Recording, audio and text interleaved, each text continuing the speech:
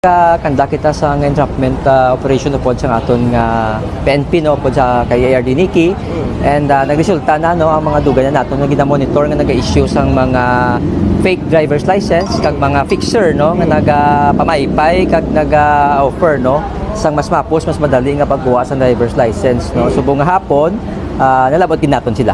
Gano'n ka dugay na estimated ni ARD?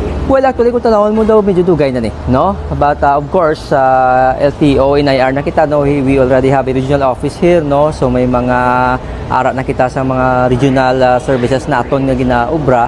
So, that is why nga ining nga mga klase sa illegal nga bluhaton, kag ining mga nagahatag sa delikado sa karsada naton, kailangan nabuton ginaton. Ilabi na ang fixers, no?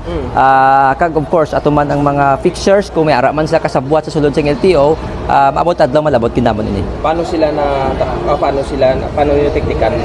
Well, may mga surveillance kita ginaubra no pod sa aton nga PNP no, ang aton Bacolod City Police Office and of course ang aton naman intelligence unit and network. So that's why no. Actually dugay naman ni nabalaan but of course di ang pagka-conduct sang actual operation si kinahanglan man sa maidiid kag malaba nga pasensya para maging successful.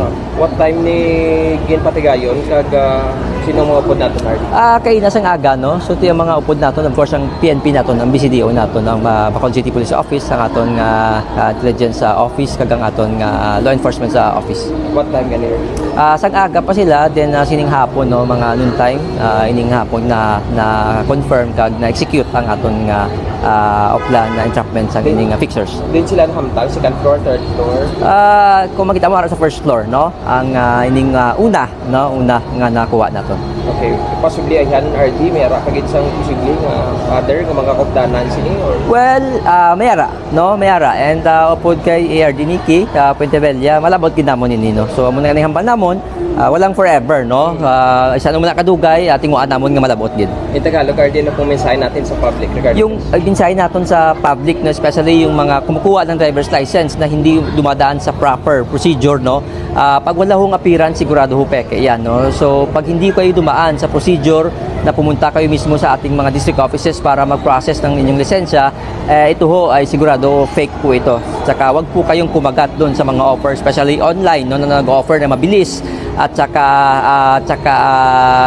madali na pagkuha ng driver's license. Peke po yan, no? Wala ho gino-offer na online services ang LTO sa driver's license. estimated po na presyo.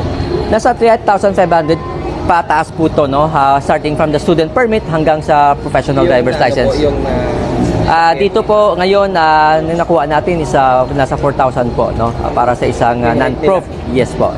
Mas mahal sila. Mas mahal po sila siyempre. Thank you.